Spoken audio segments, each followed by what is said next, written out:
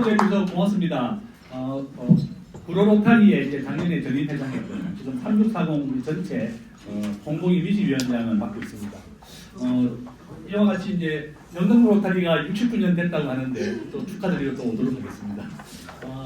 이제 경제 전망과 자산 지키는 뭐 기업 생존 전략이고 제가 회장님께 이 강의 자료 보내드렸는데 혹시나 또 저에게 개별적으로 또 연락 주시면 제 블로그도 보내드리겠습니다. 제가 최근에 또 유튜브도 하나 만들었는데요. 제가 1000명밖에 안 되니까 또 구독도 해주십시오. 제가 회장님에게 제 유튜브도 보내드리도록 하겠습니다. 목차를 한번 보시면 오늘 이런 순서대로 강의를 하도록 하겠습니다. 요약하고 우리나라의 경제 현황, 2026년도에 금리가 앞으로 내릴 것이라고 저는 보고 있습니다. 5월달에 미국의 연방준비의장이 바뀝니다. 그러면 이분은 좀 금리를 내리는 사람이기 때문에 금리가 내리게 되면 주식과 부동산 가격이 또 반대로 오르게 됩니다. 왜냐하면 낮은 금리로 대출을 받아서 부동산을 사게 되고 또 주식도 사게 됩니다. 그래서 마이너스 0.8의 관계로 반대 관계로 오른다. 저는 그렇게 보고 있습니다. 또 우리 오늘 또 요즘 주식시장 굉장히 핫하고 또 윤재범 회장님도 정권회사 계신데 저는 항상 주식하시는 분들에게 세계 1등 주식과 한국의 1등 주식을 사라고 얘기합니다. 오늘 강의도 들으셨으니까 삼성전자 한국의 시가총액 지금 1200조입니다. 시가총액 1등이고 미국의 엔비디아 시가총액 7000조 정도 됩니다.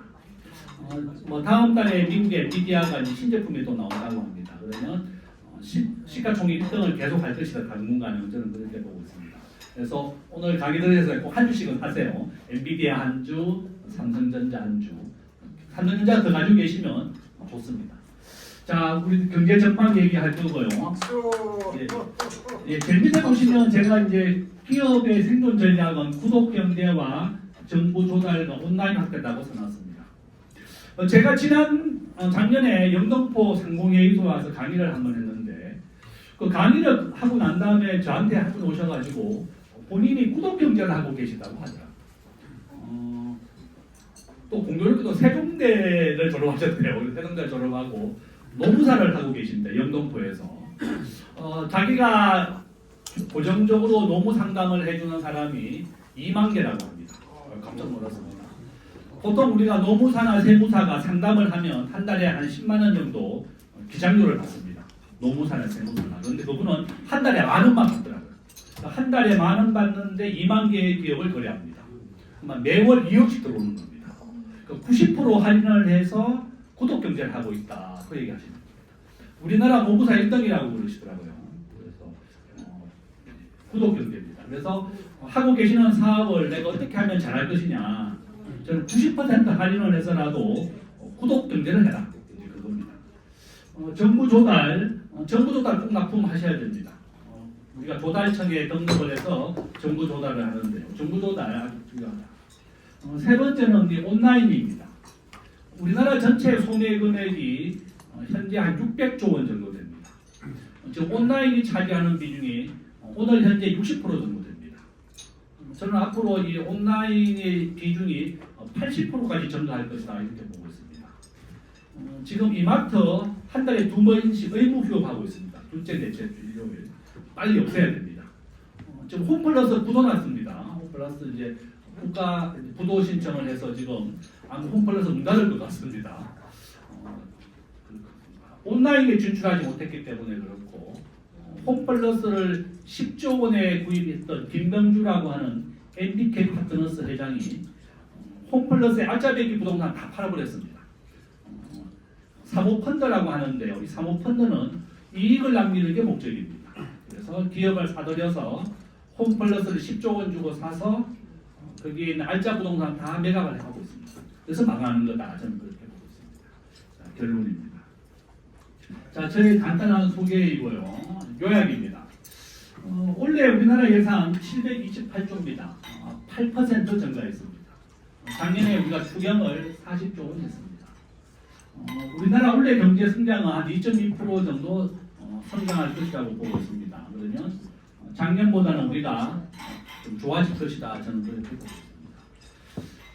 우리나라 현재 10개 나라가 국가 파산을 했습니다. 한번 보시면 아르헨티나, 파키스탄, 베네수엘라 10개 나라가 외환 위기를 겪고 있습니다.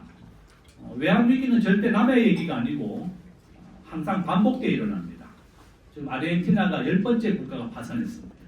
그 정도로 외환 위기는 반복되어 일어난다는 거고, 오늘 나눠드린 이 책도 제가 97년도 현대정권 다닐 때 외환 위기를 맞았습니다. 종합주가지수가 270포인트까지 빠졌습니다. 1000포인트에서 70%가 할인이 되어서 종합주가지수 약 270포인트. 삼성전자가 3만 원이었습니다. 액면되기 그날 되기 전에 3만 원이었죠. 오늘 현재 삼성전자가 18만 원을 하고 있습니다. 그러니까 한 150배 정도 올랐다 이렇게 보실 수 있습니다. 서울의 아파트가 97년도 외환위기 났을 때 2만 원이었어요. 2억이었을 때 2억. 오늘 현재 한 40억 넘었습니다.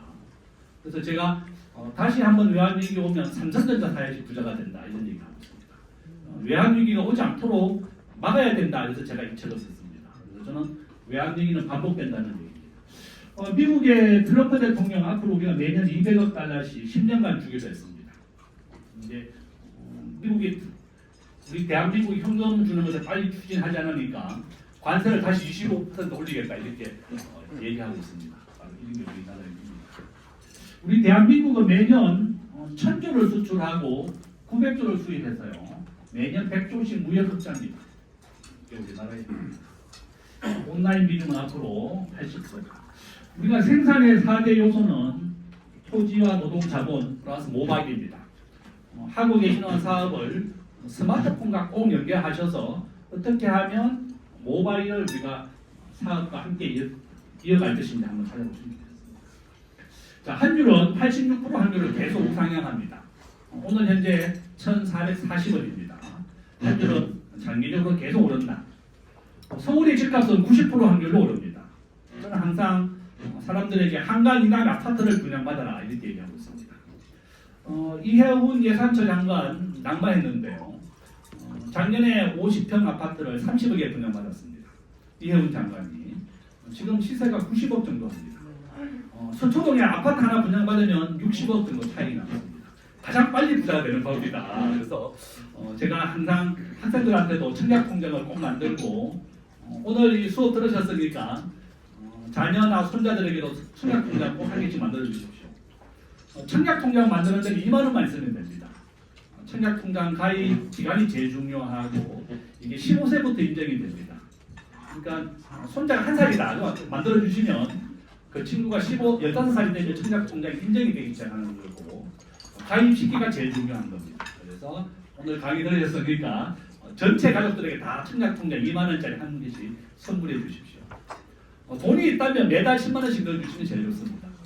청약통장은 계산 시점이 15살이다 이렇게 보시면 됩니다. 자, 서울의 집값 90%, 금값은 76% 환율로 계속 오릅니다. 그래서 이렇게 환율, 집값, 금값 계속 오른다 이렇게 보시면 되겠습니다. 자, 원달러는 원화는 세계 40일뿐입니다. 책에도 있지만 그 누구도 우리 원화는 받아주지 않는다 이런 거고요. 외환위기 가능성은 30%라고 책에서 나왔습니다. IMF가 우리 대한민국의 국가 부채율이 60%가 넘어서는 2029년입니다. 3년 뒤가 되면 한국의 국가 부채율을 60%에 도달하는데 IMF 기준으로 국가 위험 수준에 도달하게 되는 겁니다.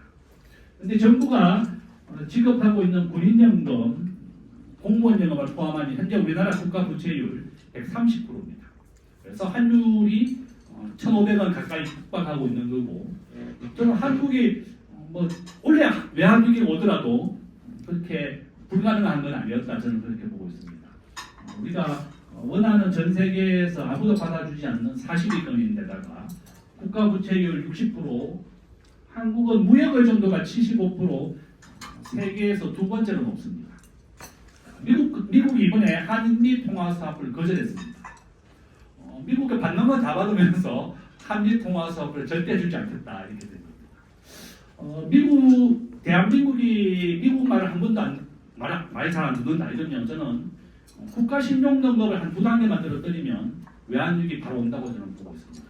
그래서 우리 스스로가 원화로만 자산을 가지고 있지 말고 금을 좀 자산의 일부는 건물을 가지고 계시고 월급이나 여유가 있으면 월 수입의 4분의 1은 꼭 미국의 1등 주식을 사라.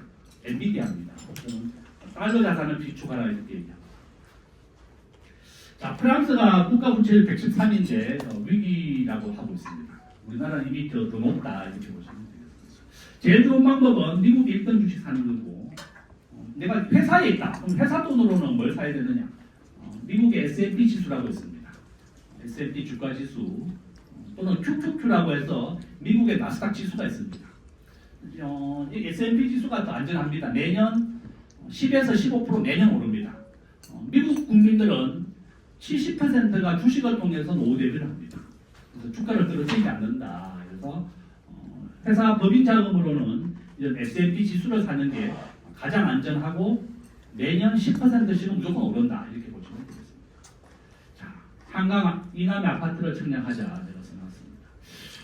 우리 대한민국이 왜 세계 12위 국가인데 미국이 자꾸 세계 1등이냐 이런 얘기 하시는데 우버가 금지되어 있어서 그렇습니다. 한국은 모든 4차 산업혁명이 다 금지되어 있습니다. 그래서 한국이 미국보다 아주 낫다 이렇게 보시면 되겠습니다. 자, 우리나라의 생존 전략입니다. 우리나라 노동 생산성 세계 꼴찌입니다. 34위입니다. 38개국 중에. 그래서 우리 직원들 몰입하고 집중해서 일을 하도록 가르치자. 우리 학생들도 마찬가지 되겠습니다. 미국은 공무원들 작년에 11만 명 해고했습니다.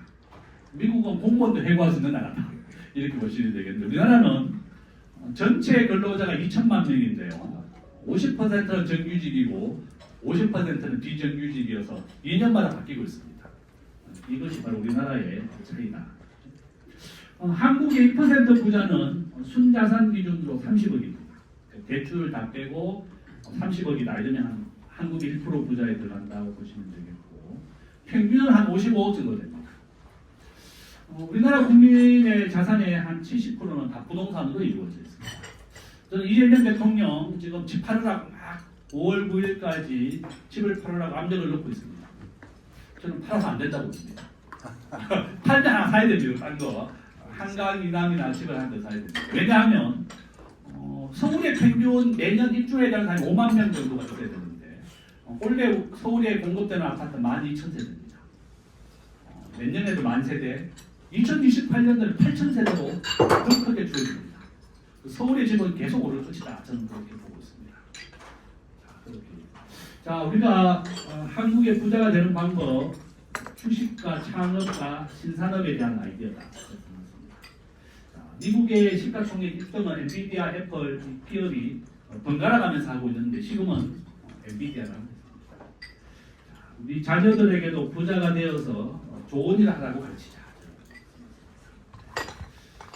자, 제가 소화 분석을 한번 해봤습니다. 우리 대한민국의 강점, 약점, 기회, 위험입니다. 우리가 GDP는 세계 10위, 제조업은 세계 5위의 강대국입니다. 약점을 한번 보시면 환율입니다. 오늘 현재 1,440원입니다. 저는 아마 이 환율은 올 연말 전에 한 1,550원까지 갈 거라고 보고 있습니다. 우리나라 노란봉투법 다음 달부터 시행됩니다. 강력한 노조, 우리나라 전체 근로자의 10%가 한국노총과 민주노총에 가입되어 있습니다. 외국인들이 한국에 투자를 가장 꺼리는 이유가 이 강력한 노조 때문에 그렇습니다. 세금도 세계에서 제일 높습니다. 법인세, 소득세, 상속세. 지금 우리 자녀들 대학생 취업률 45%입니다. 오늘 현재 43%입니다. 지난주에 국가가 발표했습니다. 통계청에서 발표가 한국의 대학생 취업률 43%다. 절반도 취업을 못하는 것이 우리의 현실이다. 왜냐하면 강력한 노조라든지 세금이 높다 보니까 외국인들이 한국에 투자로 들어오는 것보다 우리나라 기업 유출이 2배에서 5배 정도 많습니다. 우리 자녀의 일자리가 없어지는 것은 국가의 책임도 매우 크다. 저는 그렇게 보고 있습니다. 이재명 대통령이 성공하려면 빨리 기업하기 좋은 나라를 만들어줘야 된다. 제가 이제 계속 정부에 부탁하고 있습니다. 자, 기회는 다행히 있습니다. 모바일과 온라인의 시대다. 이렇게 보시면 되겠습니다. 자, 모바일이 전체 우리나라 은행 거래라든지 구매의 95%를 차지하고 있습니다. 스마트폰으로 은행, 쿠팡 물건 다 살 수가 있습니다. 여러분들이 하고 계신 사업도 모바일과 스마트폰과 연결해야 되겠다. 저는 그렇게 보고 있습니다. 자, 글로벌 시가총액은 미국이 60%고 한국은 1.5%밖에 안 됩니다.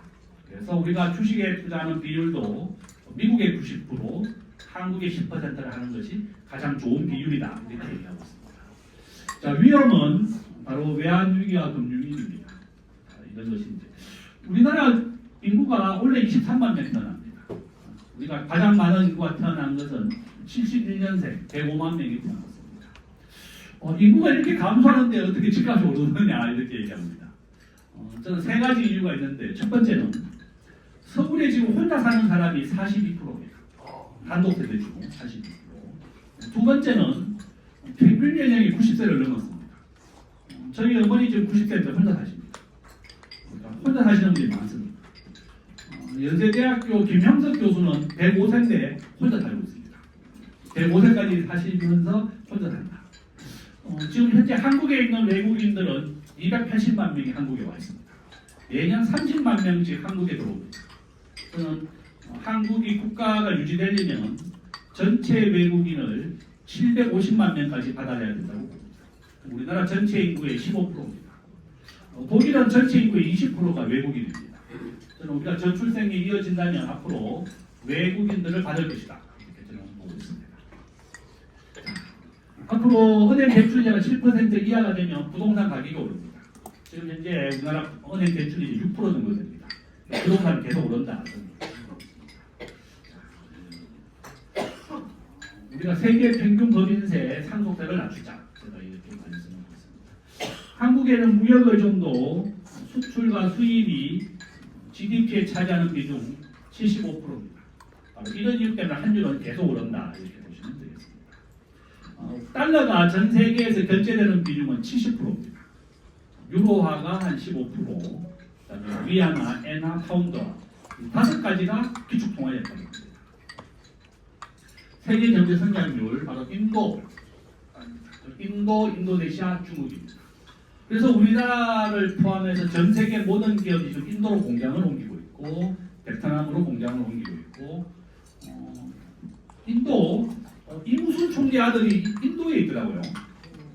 현대해상화재의 인도지사 20년째 오더라고요. 깜짝 놀랐습니다. 그래서 본인이 인도에 완 지 15년, 20년 됐다. 현대화재였습니다. 인도네시아 인구가 3억이 넘습니다. 바로 한국 많은 기업들이 인도와 인도네시아, 베트남으로 진출하고 있습니다. 자, 우리나라는 앞으로 매년 2%밖에 성장하지 않습니다. 우리 경제 성장률은 고착화됐다. 이렇게 보시면 됩니다. 우리나라 노동 생산성 세계 꼴찌입니다. 노동 생산성을 정말 올려야 된다. 노동 생산성. 이건 이제 제가 나눠드린 책이고요. 이건 이제 부자가 되는 방법, 우리가 30억 부자 되는 법, 제가 전자책 회장님께 보내드렸습니다. 받으시면 됩니다. 이건 이제 이재명 대통령 관련된 책. 자, 한번 보시면 국가 GDP입니다. 원래 미국의 국가 GDP는 30조를 넘고 우리 대한민국은 1.8조입니다. 그러니까 한국은 현재 GDP는 세계 13위 정도 된다. 중국이 20조, 독일이 한 5조 정도 됩니다. 그러니까 중국이 미국의 한 70%를 따라왔다 이렇게 보시면 되겠습니다. 그러니까 미국이 중국을 따라오지 못하게 하려고 본격적인 견제를 하고 있는 겁니다. 우리 원화가 결제되는 비용 아무도 없습니다. 0.1%, 세계 한 40위급이다 저는 그렇게 보고 있습니다. 자, 전 세계 GDP의 한국은 2% 정도 차지하고 있고 주식은 1.6%입니다. 미국이 전 세계 주식 시장의 60%를 차지하고 있습니다. 제가 지난주에 미국에 출장을 다녀왔습니다. 미국은 정말 우리나라보다 영토가 한 50배 정도 크고 인구는 3억 2천 정도 됩니다. 인구는 한 6배 정도 많습니다. 군사력, 경제력 다 세계 1등입니다. 우리나라 외환보유고 한번 보시면 4,200억 달러입니다. 지금 현재 90%가 미국에 투자되어 있고 저는 대만을 우리의 가장 좋은 모델로 보고 있는데요. 대만은 우리나라보다 외환보유고가 6천억 달러 대만은 인구가 2천만 명밖에 안 되는데 1997년도 외환위기도 겪잖아요. 바로 이런 이유입니다. 대만은 국가 GDP의 77%를 외환보유로 가지고 있습니다. 그래서 나라가 망하지 않은 겁니다. 근데 한국은 97년도에 나라가 망했는데 또 외환보유가 전 세계에서 가장 낮은 나라입니다. 22%밖에 안 됩니다. 그래서 저는 이런 이유 때문에 외환위기 다시 온다고 제가 책을 썼고 이 책을 이제 보고 이제 한국은행이나 기획재정부 연락을 한번 왔습니다. 우리 원화를 어떻게 경쟁력을 올릴 것이냐 뭐 이런 얘기를 했습니다. 홍콩, 스위스 다 국가 GDP의 100%가 넘는 외환 보유를 가지고 있습니다. 이게 환율이 오르는 이유다. 환율은 적정한 환율은 지금보다 2배 이상 9천억 달러를 비축하라는 게 국제결제은행의 권고사항입니다. 전부 다 우리나라는 미국의 국채로 되어 있고 이것을 트럼프 대통령은 미국의 공장을 와서 일자리를 만들어라. 그게 요구사항입니다. 이것을 미국의 주식과 채권을 투자하는 것을 간접 투자라고 부르고요. 미국의 공장을 짓고 사람을 고용하는 것을 직접 투자라고 부릅니다. 트럼프 대통령은 미국의 공장을 짓고 일자리를 만들어 달라는 것을 요구하고 있는 겁니다. 우리 대한민국은 현재 현금이 4%밖에 없습니다. 200억 달러. 그래서 우리가 매년 200억 달러를 미국에 투자하기로 한 겁니다. 현금이 200억 달러밖에 없기 때문에 그렇다. 이렇게 보시면 되겠습니다. 자, 한번 보시면 이게 이제 우리나라 원달러 환율이 86% 환율로 계속 오른다는 거 보여주고 있습니다. 97년도 2,000원, 이제 1,600원 찍었습니다. 64년도부터 2026년까지 원달러 환율은 200원에서부터 시작했습니다. 자, 더 자세하게 한번 보면요, 이렇게 자세하게 완만한 속도로 계속 오르고 있습니다. 이런 이유 때문에 환율은 계속 오른다 이렇게 보시면 되겠습니다. 지금 조금 내렸지만 1,440원으로 저는 이런 상승 추세는 계속 오른다 이렇게 보시면 되겠습니다. 제가 이번 달에 그 외환 위기에 관련된 논문을 하나 썼는데요. 97년도하고 똑같은 위기의 징조가 나왔습니다. 이제 이번 달에 논문이 실렸습니다. 이제 1997년과 똑같은 위기로 가고 있다. 저는 그렇게 보고 있습니다. 자, 이건 이제 제가 유튜브에서 이제 제가 방송을 합니다. 자, 글로벌 시가총액이 60%고 한국은 1.6%입니다. 그래서 저는 우리가 월급의 4분의 1 정도는 매달 사라. 미국이 1등 주식을. 제가 이제 2018년도 이 기사를 보고 저도 따라하고 있습니다. 1조 자산가가 된 개인의 투자법인데요. 월급장이 교수가 1조를 모았다는 겁니다. 방법은 이거였습니다. 단순하고 큰 원칙, 무조건 시가총액 1등을 산다. 시가총액 1등이 바뀌면 종목을 다 바꾸는 겁니다. 현재 시가총액 삼성전자가 1200조고요. 엔비디아가 지금 7000조, 삼성전자가 1200조입니다. 우선주하고 합치면 한 1200조 정도 됩니다. 그러니까 이제 월급의 4분의 1 정도를 주식에 투자하시고 그 중에 90%는 미국 엔비디아, 10%는 삼성전자. 나는 국내 주식을 더 사고 싶다. 이러면 한 30%는 삼성전자를 사도 좋습니다. 지금 국내 주식은 워낙 하락입니다. 딴 거 사지 마시고 제가 오늘 1시부터 이제 SBS 방송을 오라고 해서 가는데 정부가 7월 달부터 220개 기업을 파업시킨다. 상장 폐지. 한국에 현재 3,000개의 기업이 상장되어 있는데요. 정부가 금년 7월부터 시가총액이 200억 원 미만이고 가격이 1,000원이 안 되는 기업들은 다 없애겠다. 그게 220개 정도 됩니다. 그러니까 주식 아무 투자를 하시면 안 되고 그냥 1등 주식 투자하시는 게 제일 좋습니다. 삼성전자, 엔비디아. 회사 돈으로 어디에 투자해야 되냐 물어보시길래 제가 이거 써놨습니다. 뱅가드 주식, S&P 뱅가드 ETF입니다. 시가총액은 한 1조 달러 정도 되고 가장 안전한 주식이다. 이거는 이제 매년 한 10%밖에 안 오르지만 꾸준하게 오르는 겁니다. 미국의 상장된 6,000개의 기업 중에 500개의 기업만 뽑아서 우량하게 만든 것이 바로 S&P 500 주가지수다 이렇게 보시면 되겠습니다. 미국의 기준금리는 88% 확률로 내립니다. 미국이 5월달에 연준 의장이 임명이 되면 은행 이자를 90% 확률로 계속 내린다는 뜻입니다. 은행 이자가 내리면 주식과 부동산이 오른다. 한국도 똑같이 동조화되어 있다. 이거는 제가 은행 직원들을 믿지 말자는 얘기를 써놨습니다.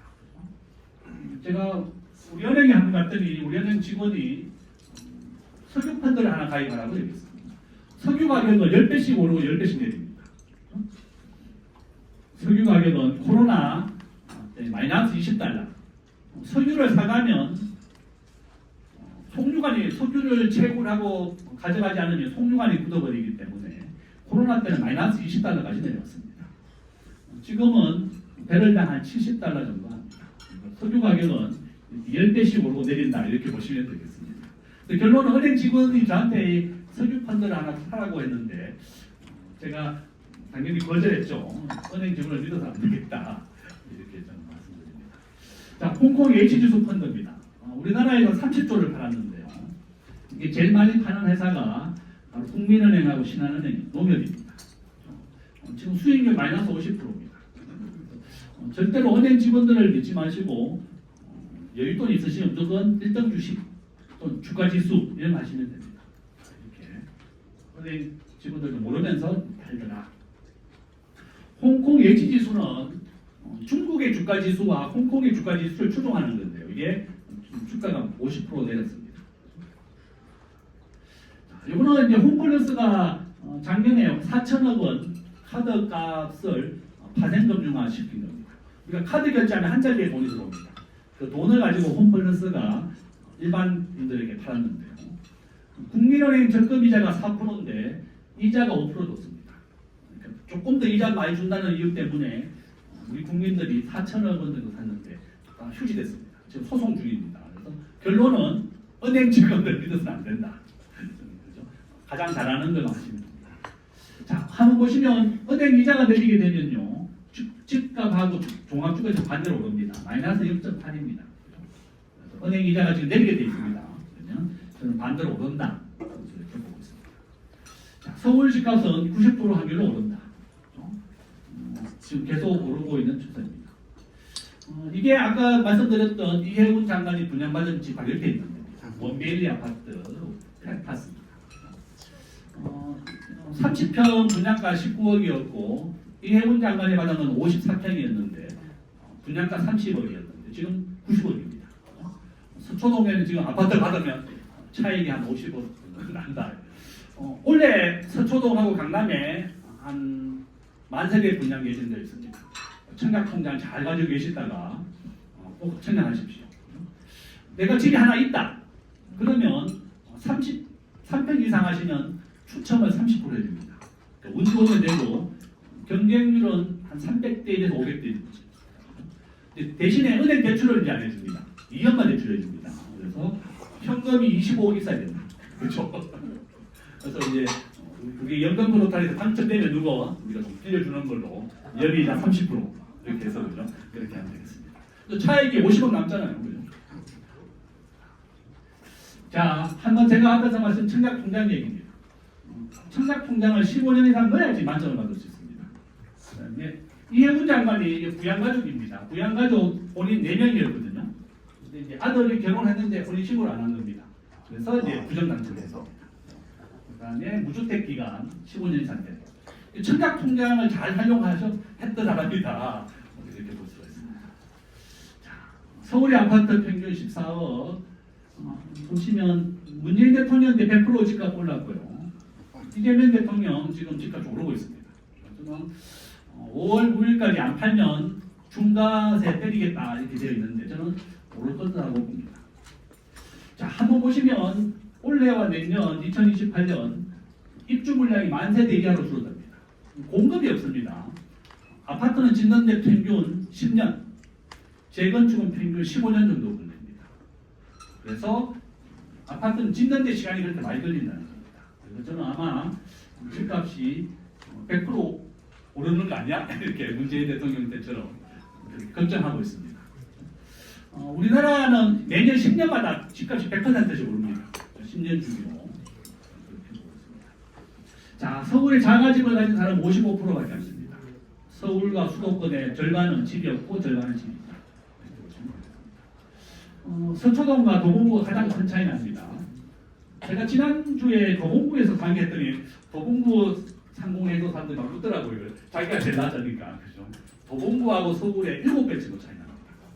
이렇게 서울에서도 이렇게 차이가 나요. 자, 우리 직업 선택의 10개명. 전월세 보장금 지키기, 전세금, 트럼프 대통령. 트럼프 대통령 오늘 집에 가시면 넷플릭스 꼭 보셔야 됩니다. 트럼프라고 치면 넷플릭스에 트럼프가 어떻게 해서 개인 재산을 10조 원, 20조 원을 모았는지 잘 나와 있습니다. 트럼프를 도와준 사람은 마피아의 변호사입니다. 마피아의 변호사한테 자기를 도와줘서 이렇게 부자로 만들어줬다. 한번 3부작입니다. 다큐멘터리 한번 보시면 도움이 많이 됩니다. 트럼프 대통령입니다. 트럼프 대통령 제가 미국에 지난주에 갔지만 트럼프 대통령이 원하는 것은 미국의 일자리를 만들고 미국의 공장을 지어달라는 겁니다. 삼성전자가 원래 미국의 반도체 공장이 완공이 됩니다. 60조를 투자했습니다. 현대자동차 30조를 추가 투자해서 공장을 짓고 있습니다. 저는 트럼프 대통령은 미국의 일자리를 만드는 게 목표다. 법인세도 인하합니다. 자, 경기. 우리가 코로나 때 물가가 10%까지 올랐는데요. 우리 경제학자들은 물가가 오르는 이유를 시중에 돈이 많아서 오른다 이렇게 밝히고 있습니다. 은행 이자를 올리면 사람들이 시중에 있는 돈이 은행으로 들어가는 겁니다. 그래서 미국의 현재 기준금리는 3.5%, 한국에는 2.5%입니다. 기준금리가 내리게 됐다. 계속 그러면 반대로 주가와 부동산은 반대로 오른다. 저는 그렇게 전망하고 있습니다. 미국에 제가 갔더니 뉴욕에 갔더니 우리 한국인 여학생을 만났습니다. 연봉이 한 7만 달러 정도 되거든요. 그래서 15를 곱하면 1억이 넘습니다.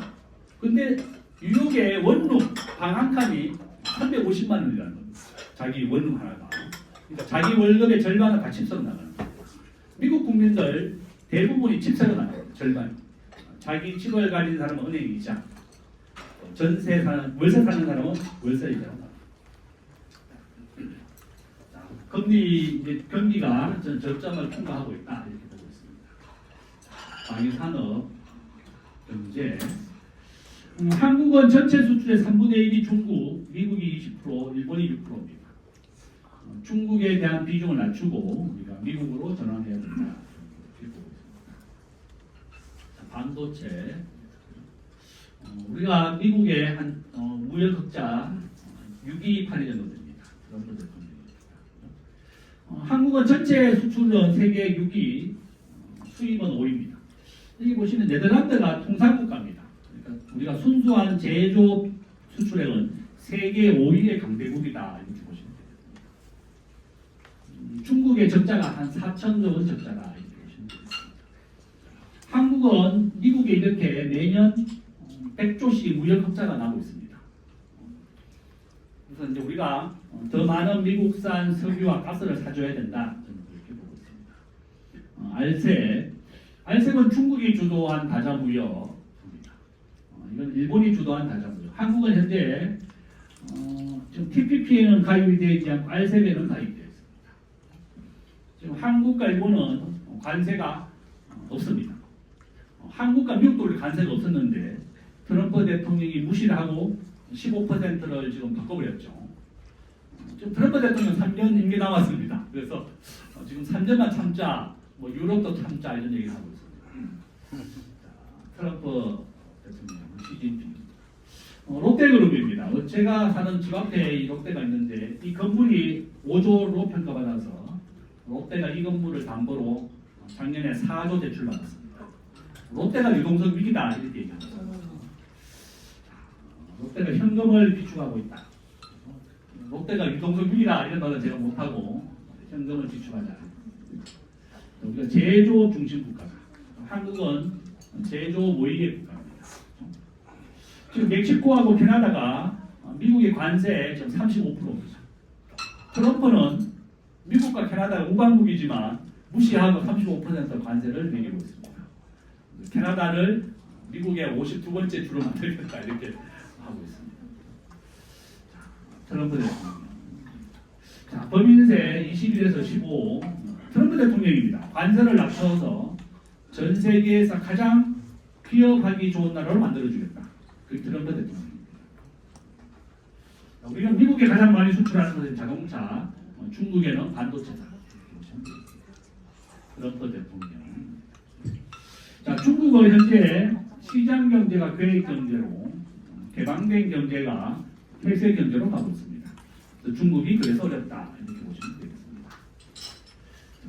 세계 2위의 인구, 서울의 아파트는 앞으로 10년간 더 오른다. 이렇게 보고 있습니다. 이재명 대통령 주가 5천 시대 공약이었는데요. 지금 다 넘었습니다. 오늘 한 5,400입니다. A, B, C, D, E, F입니다. 인공지능, 바이오, 콘텐츠, 반도체. 하고 계시는 사업을 이재명 대통령의 신산업과 연결할 수 있는 제일 좋습니다. 제가 구독경제, 모바일, 정부조달 꼭 하라고 했습니다. 이런 거 하고 계신 사업을 이거와 연계도 할 수 있다면 더 좋겠다. 이렇게 저는 보고 있습니다. 주택공급 급감이라고 써놨습니다. 이거는 이제 부산에서 출발하는 우리나라의 국가강도입니다. 이것이 러시아가 지금 우크라이나 전쟁 중에 있는데 지금 이제 국가강도만 우리가 개척이 된다면 대한민국이 다시 한번 잘 사는 국가가 될 것이다. 지금 그렇게 보고 있습니다. 운반비가 한 30% 정도 절감이 됩니다. 이렇게 국가강도가. 이건 주 4일제로 관련된 거 이런 내용입니다. 노란봉투법 이제 3월달부터 시행됩니다. 아마 정부가 기업들이 불만을 많이 가지고 있기 때문에 만약에 기업들이 요구를 동떨어진다면 저는 수정이 될 거다 이렇게 보고 있습니다. 자, 한법 개정안 노란봉투법. 지금 정부가 법인세를 1% 올렸습니다. 지금 26%전 세계에서 가장 높은 법인세입니다. 저는 세금을 좀 낮춰야지 우리 대한민국이 잘 사는데 너무 세금을 올리고 있습니다. 조금 전에 이제 왜 미국은 잘 사는데 우리 대한민국은 이렇게 잘 안 될까 이렇게 얘기했는데 한국은 우버 같은 게 다 금지되어 있습니다. 우버는 자기 집에 자가용을 가지고 택시 영업을 하는 겁니다. 미국에 갔더니 우버는 10달러인데 택시는 20달러를 받더라고요. 그 정도로 절반 가격입니다. 한국은 택시 기사가 반대를 하니까 다 모든 신산업이 금지되어 있습니다. 호주는 전 세계가 우버가 들어올 때 다 반대를 했는데 호주는 우버를 허용하면서 우버가 벌어들인 돈의 10%가 택시 산업에 기부가 됩니다. 그래서 우버가 허용이 됐습니다. 우리 대한민국도 이런 신산업을 허용해주고 함께 해야만 우리 대한민국이 발전할 수 있을 것이다. 저는 그렇게 보고 있습니다. 법인세를 12%까지 낮춘 아일랜드 전 세계에서 가장 낮습니다. 지금 현재 법인세 11%입니다. 세금을 낮추니까 전 세계 기업이 와서 오히려 일자리를 만들어주더라. 우리 대한민국도 좀 세금을 낮춰서 기업을 우대하는 정책을 해야만 한국 경제가 더 살아날 수 있다. 저는 그렇게 좀 보고 있습니다. 아일랜드 11만 달러는 겁니다. 영국의 지배를 받았는데 지금은 영국은 더 잘 살죠. 한국과 인구 크기가 똑같은 아일랜드입니다. 제가 이제 요것만 얘기하고 마치겠습니다. 앞으로 여행은 선진국으로 가십시오. 미국, 일본 이런 데 갑니다. 그래서 신산업을 배워. 미국에 있지만 한국에 없는 브랜드를 가져오자. 미국에 있는 속옷인데 한국에 없는 브랜드입니다. 앞으로 여행을 일본이나 미국 선진국으로 가서 한국에 없는 브랜드를 가지고 오십시오. 디즈니도 아직 한국에 들어오지 않았습니다. 피터커피라는 겁니다. 한국에도 없습니다. 이건 제가 오키나와에 가서 찍어온 겁니다. 오키나와에 갔더니 야빠진 스테이크라고 하는데 10,000원입니다. 우리나라 돈으로. 스테이크 밥은 무한대로 주더라고요. 그래서 야, 이 10,000원짜리 스테이크가 있구나. 그래서 이렇게 가까운 일본에 가서라도 이런 새로운 신산업을 가져와야 되겠다. 한국의 피자를 가장 먼저 가져온 사람입니다. 피자헛입니다. 그래서 피자업 본사에 찾아가서 피자를 가져오고 독점권을 반납하면서 한 3천억 정도 받았다고 이렇게 신산업을 가져와야 됩니다. 성신재 씨가 쓴 창업자금 7만 원이 합니다. 우리나라는 현재 23개의 기업이 유니콘 기업입니다.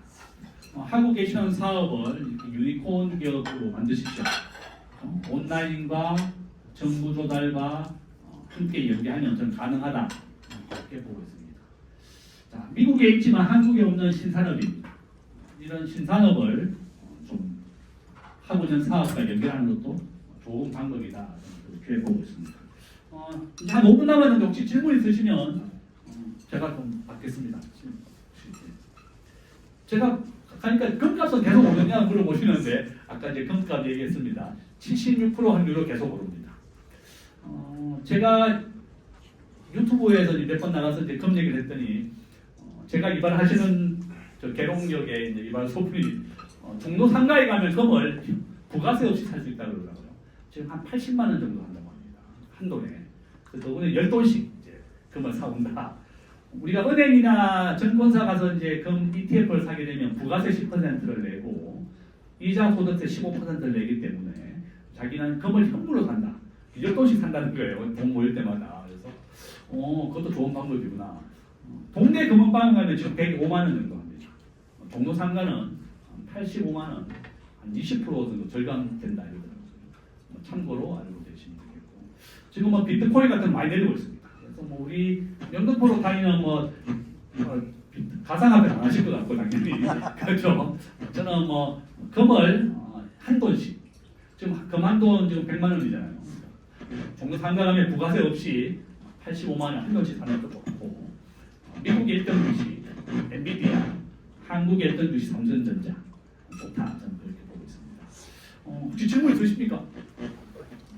아까 책 뒤에 보니까요. 지금 우리나라 외환보유고가 한 500조 이상 되는데 1조 달러가 돼야 된다는 이유가 있습니까 혹시? 예, 1조 달러가 돼야 되는 것은 제가 앞에서 보셨던 것 같이 국제결제은행이 대한민국의 외환보유고를 얼마로 얘기했는가 하면 1조 달러가 돼야지 한국의 적정한 외환보유고가 얘기했습니다. 이제 어떻게 계산하는가 하면 한국은 매달 석유를 사옵니다. 석유를 사올 때 결제되는 금액 그것을 경상지급액이라고 부릅니다. 1,500억 달러고요. 우리 대한민국이 이제 97년도 IMF가 났을 때 현금이 없어서 이제 부도가 난 겁니다. 나라가. 그래서 한국에 현금을 지급해야 되는 것 그게 여기에 있습니다. 봅니다. 여기 있습니다. 3개월 경상지급의 유동외채 1년 안에 갚아야 되는 건 단기 채권이라고 부르고 5년이 중기, 5년 이상이 장기예요. 한국은 현재 외국에서 돈을 빌려온 게 한 8천억 달러 정도 됩니다. 현재 우리나라 외환보유고보다 우리나라가 외국에 돈 빌려온 게 더 많습니다. 우리 갚아야 되는 게 한 1.5배 정도 더 많습니다. 그러니까 단기 채권의 2배를 우리가 유동외채라고 부르는데 그게 한 3천억 달러. 외국인들이 우리나라 전체 주식의 한 33% 정도 가지고 있습니다. 현재 우리나라 현재 시가총액 5천조를 넘었습니다. 그러니까 5천조의 한 3분의 1, 한 1,500억 달러. 계산하면 한국의 적정한 외환보유고는 한 9,200억 달러. 이게 이제 국제결제은행이 한국에 제한해 준 겁니다. 그러니까 한국의 국제결제은행이 제한한 것보다 우리가 적은 외환보유를 가지고 있다. 이렇게 보시면 되겠습니다. 그래서 저는 외환위기에 오는 가장 큰 이유 중에 하나가 바로 이런 외환보유고가 너무 낮기 때문에 그렇다. 저런 것 때문에 수화풀을 안 한 건가요? 그렇죠. 미국도 안 해준 거죠. 한국 돈을 가져가면 미국에서 써먹을 수가 없으니까 트럼프가 안 해준 거고 저는 아마 트럼프 대통령이 한국을 마음대로 움직이려면 이런 통화 수화풀을 가지고 있어야 되겠다. 저는 그런 생각이 좀 들고 있습니다. 또 혹시 질문? 결국 재정이 건전성이 약화됐기 때문에 그로 인해 가지고서는 시작된다는 것이죠. 그렇죠. 아까 말씀하신 것처럼 뭐 우리나라 재정 건전성 52%입니다. 원래 국가 부채율. 그런데 공무원 연금을 정부가 지급하고 있기 때문에 공무원 연금, 공기업 부채를 포함하면 현재 우리나라 국가 부채율 130%입니다. 국가 부채율도 아주 큰 워낙 높기 때문에 저는 하나의 큰 이유다. 원래 우리나라 최저임금 2.9% 올랐는데요. 국가 예산은 8.2% 올렸습니다. 앞으로 내년에는 지금 5% 계속 올릴 예정입니다. 이제 국가 예산이 점점 늘어난다는 것은 국가가 돈을 푼다는 겁니다. 이런 이유가 환율이 오르는데도 저는 큰 영향이고, 한국에는 지금 국가 GDP의 154%가 돈을 풀었고요. 미국은 72%밖에 안 됩니다. 미국이 풀었는 것은 GDP의 70%밖에 안 되는데 우리 한국은 미국보다 2배나 돈을 많이 풀었습니다. 그래서 원화의 가치가 좀 떨어지고 있다 이렇게 보시면 되겠습니다. 그래서 국가를 믿지 말고 우리 스스로가 달러 자산을 가지자. 저는 그것도 뭐 하나의 제 생각입니다. 어제 교수들하고 식사를 했더니 한양대학교가 부도가 났대요. 예, 맞습니다. 예. 그 3천억에 사라고 그래서 네, 네. 지금 현대자동차가 살까, 네. 뭐 한화가 살까 뭐 그런다고 그러는데 그 어떻게 대학 학교가 지금 명지대학교하고 한양대학교가 부도났는 거예요. 학교가 부도난 건 아니고 학교를 지배하고 있는 이사회가 부도가 난 겁니다. 그래서 이제 제가 있는 세종대학은 이제 세종호텔이 우리 학교 건데요. 이제 보통 한양재단에는 이제 한양정권도 있었고 많이 있었는데 두 개 다 부동산 사업을 하다가 사촌 동생이 한양대학교가 보증을 해준 겁니다. 한양 그 이사회가. 그래서 대학을 이제 사게 되면 대학에 대한 경영권만 있는 거죠. 인사권만. 대학에는 돈은 절대로 개인이 못 빠져나갑니다. 그러니까 이제 대학의 교수라든지 직원을 마음대로 임명할 수 있는 게 인사권이고, 한양대학이 3천억, 지금 명지대학은 한 500억, 중앙대학은 1,500억의 두산그룹이 인수를 했습니다. 지금 중앙대학교는 두산그룹이 가지고 있고, 뭐 건국대는 한 8천억에 지금 사겠다, 뭐 팔겠다 이렇게 얘기하고 있습니다. 그래요? 예, 뭐 관운대는 한 500억 정도 살 수 있다 이렇게 얘기하고 있습니다. 그래서 이제 대학교를 사갔자 인사권밖에 없으니까 이게 뭐 돈을 빼갈 수도 없고 뭐 받을 수 있는 것은 월급밖에 없으니까 들어가서 그런 게 약점이고, 한양대학은 이제 3천억의 매물 나와 있는 게 사실이고, 이사회 10명만 바꾸는 겁니다. 이사회 10명에다 자리를 비켜주고 네가 10명을 임명할 수 있는 권리를 주겠다. 그게 한양대학교 법인이다 이렇게 보시면 되겠습니다. NDBR은 언제까지 올라요? 어떤 거요? 요새 계속 저는 뭐 엔비디아요. 네. 저는 시가총액 1등만 하는 게 제일 좋다고 했으니까 엔비디아가 시가총액 1등 하면 계속 엔비디아 하라고 그럴 거고. 아니, 죄송한 말씀인데 예. 김 교수님 그 텔레비 나와서 하신 걸 듣고 예. NDBR을 예. 샀는데 예. 계속 떨어져. 지금 뭐 마이너스 11%인데 뭐 어떤 시가총액 1등이니까 미국에서요. 저는 아마 이번 달에 엔비디아 새로운 칩이 나온다 그러더라고요. 저는 뭐 그냥 시가총액 1등이니까 저는 들고 있습니다 계속. 그러니까 뭐 저는 망하지 않는 이상 계속 오를 거다 보고 있습니다. 근데 비중을 NDBR을 한 네. 70%, 네. 국내 뭐 30% 이렇게. 또 비중은 이제 본인이 원하는 대로 해도 되는데, 저는 글로벌 시가총액 비중 자체가 미국이 60%고 한국은 아직 1.5%밖에 안 됩니다. 그런데 한국의 이제 비중이 요즘에 올랐을 거예요. 좀 한 2%까지. 그러면 뭐 비중을 좀 해도, 우리 국민연금은 500조를 해외 자산에 투자하고 있고 300조를 국내 주식에 투자합니다. 그래서 국민연금은 한 절반 2배 정도의 해외에 많다 이렇게 보시면 되겠습니다. 근데 요새는 파티를 즐기되 문간 옆에 앉아 있다가 예. 파티 깨지면은 튀어나갈 준비를 해라. 예. 예, 그러는데 그게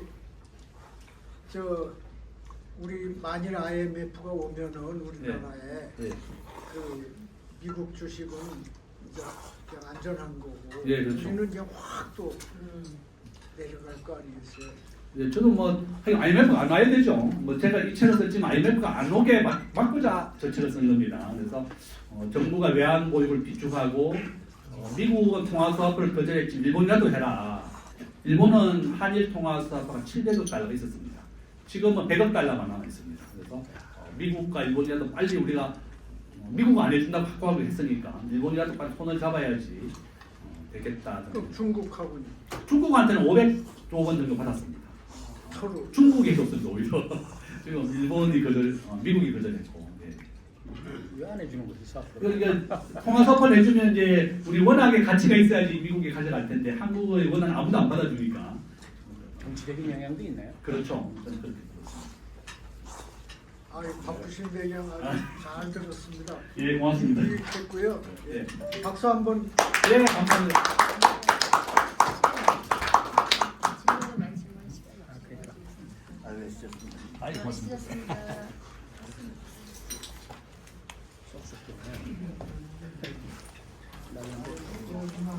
혹시 궁금한 게 지하시 있으면 언제든지 예, 예. 갈